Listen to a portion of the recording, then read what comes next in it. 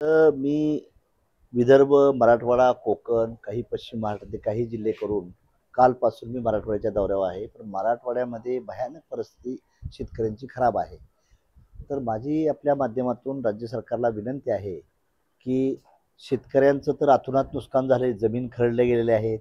फार म्हणजे भयानक परिस्थिती वाईट आहे. तर तुम्ही राज्य सरकारनं या शेतकऱ्याला दिलासा देण्यासाठी एकरी ₹50,000 आपण मदत करावी आणि ज्या नदीच्या काठच्या जमिनी ज्या उकरून गेलेल्या आहेत त्यासाठी एक स्पेशल पॅकेज द्यायचा प्रयत्न करावा.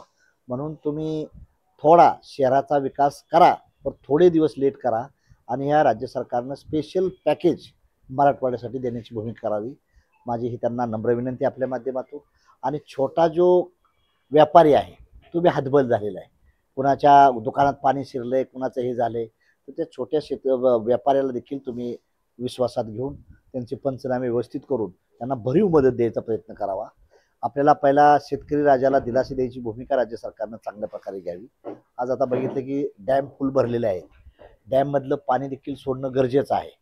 पण त्याच वेळेस नदीच्या पात्राच्या कडेची गावं आहेत, त्यांना अलर्टचा इशारा देखील आपण दिला पाहिजे. आपण लोकांना सांगितलं पाहिजे आणि ह्या लोकांना पहिले लोकांचं जीव वाचवलं पाहिजे, जनावरांचं जीव वाचवलं पाहिजे.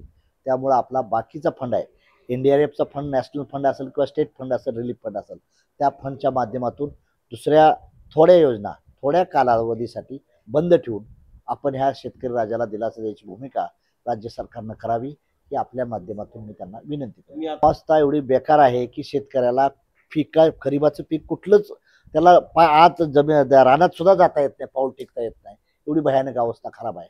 आणि आता हे तुम्ही ज्या डॅममधलं पाणी सोडलं जाणार आहे त्यातून देखील अजून परिस्थिती खराब होणार आहे. मग डॅमचं पाणी सोडलंच पाहिजे, आता शेरच वाहून जातील. म्हणजे प्रशासनाचाही तिथं दोष आपण मानणार नाही.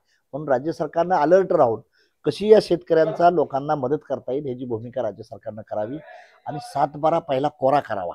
7/12 कोरा करता करता ही येणारी रक्कम आहे, आता हे अतिरिक्त संकट आहे, हे काय कुणी जाणूनबुजून केले असं नाही, नैसर्गिक संकट आहे. पण नैसर्गिक संकटाला ताकद देण्याचं काम राज्य सरकारनं शेतकऱ्याच्या मागे करावं, हे आपल्या माध्यमातून मी त्यांना नम्र आवाहन करतो. एका एकरीला शेतकऱ्याला खर्च ₹22,000 येतो आणि तुम्ही देताय किती? 8,500 हेक्टरी देताय. हेक्टरी 8.5 देताय, हे बरोबर नाही.